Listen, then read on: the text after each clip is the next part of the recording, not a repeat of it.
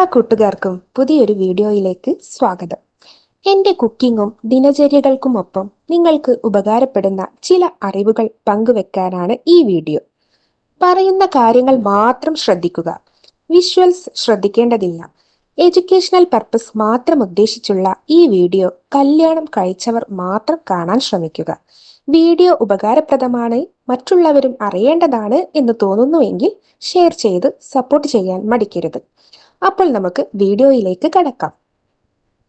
യോനി muscles tight ആക്കാനുള്ള ചില വഴികളാണ് ഈ വീഡിയോ എന്ന് നിങ്ങൾക്ക്. യോനി ഒരു മസ്കുലാർ അവയവമാണ്. സ്ത്രീകളുടെ ഗർഭപാത്രത്തിലേക്ക് നയിക്കുന്ന ഇലാസ്തികതയുള്ള കുഴലാണ്, അഥവാ കുഴൽ പോലെയുള്ള ഒരു അവയവമാണിത്.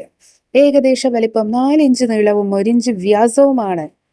എങ്കിലും ഇലാസ്തികത മൂലം പ്രസവ സമയത്ത് കുട്ടി പുറത്തേക്ക് വരത്തക്ക രീതിയിൽ ഏതാണ്ട് 200% വരെ വികസിക്കാനും ഏത് വലിപ്പമുള്ള ലിംഗത്തെ സ്വീകരിക്കാനും യോനി പേശികൾക്ക് സാധിക്കും. സാധാരണയായി യോനി അത്യാവശ്യം മുറുക്കമുള്ളതായിരിക്കും. എന്നാൽ സ്ഥിരമായി ലൈംഗിക ബന്ധത്തിൽ ഏർപ്പെടുന്നത് വഴിയും പ്രസവശേഷവും യോനി അല്പം ലൂസാകാറുണ്ട്. ഇത്തരം ഘട്ടങ്ങളിൽ യോനി പഴയതുപോലെ അല്പം മുറുക്കമുള്ളതാക്കാൻ കഴിയുന്നതാണ്. 3 വിരലുകൾ ഒരുമിച്ച് യോനിദ്വാരത്തിൽ കടത്തുക. ഇവ ബുദ്ധിമുട്ടില്ലാതെ കയറുന്നുവെങ്കിൽ ഈ ഭാഗം മഴങ്ങിയുവെന്ന സൂചനയാണ് ലഭിക്കുക. ബുദ്ധിമുട്ടാണെങ്കിൽ ഇലാസ്റ്റിസിറ്റി നഷ്ടപ്പെട്ടില്ലെന്നതും. ഇതുപോലെ ചൂണ്ടുവിരൽ മാത്രം കടത്തുക. പിന്നീട് വജൈനൽ മസിലുകൾ ഇറുക്കാൻ ശ്രമിക്കുക. മസിലുകൾ ടൈറ്റാക്കി പിടിച്ചാണ് ഇതിന് ശ്രമിക്കേണ്ടത്. ഇതിലൂടെ വിരൽ ടൈറ്റായാൽ ഇറുക്കം നഷ്ടപ്പെട്ടിട്ടില്ലെന്ന്, അല്ലെങ്കിൽ നഷ്ടപ്പെട്ടു എന്ന് വേണം പറയാൻ.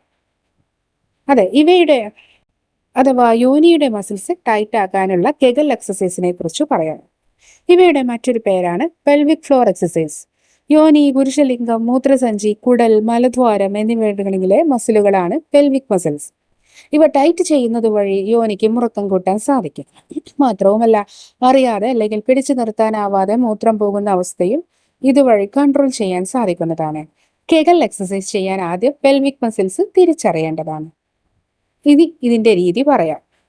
1. നിങ്ങളുടെ മൂത്രസഞ്ചി നിറഞ്ഞിരിക്കുകയാണെന്ന് നിങ്ങൾക്ക് മൂത്രമൊഴിക്കാനുള്ള പ്രേരണ ശക്തമാണെന്നും എന്നാൽ അടുത്തെങ്ങും അതിനുള്ള സൗകര്യമില്ല എന്നോ ഒന്ന് സങ്കല്പിച്ചു നോക്കൂ.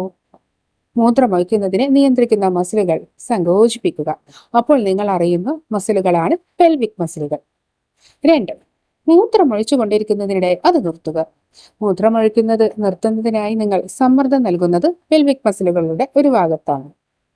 നിങ്ങൾക്ക് 3. മലവിസർജനം നിങ്ങൾക്ക് നടത്തണമെന്നോ വായു പുറത്തുവിടണമെന്നോ തോന്നുന്നു എന്നോ എന്നാൽ ഉടൻ പറ്റില്ല എന്നും സങ്കല്പിക്കുക. നിങ്ങൾ മലമോ വായുവോ പിടിച്ചു നിർത്താൻ ഉപയോഗിക്കുന്ന മസിൽ സങ്കോചിപ്പിക്കുക. ഇതും പെൽവിക് ഫ്ലോർ മസിലുകളുടെ ഭാഗമാണ്.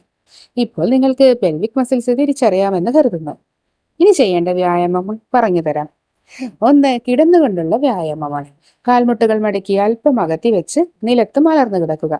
പെൽവിക് ഫ്ലോർ മസിലുകൾ 10 സെക്കൻഡ് മുറുക്കി പിടിക്കുകയും 10 സെക്കൻഡ് നേരത്തേക്ക് പതുക്കെ അഴിച്ചുവിടുകയും ചെയ്യുക. 2.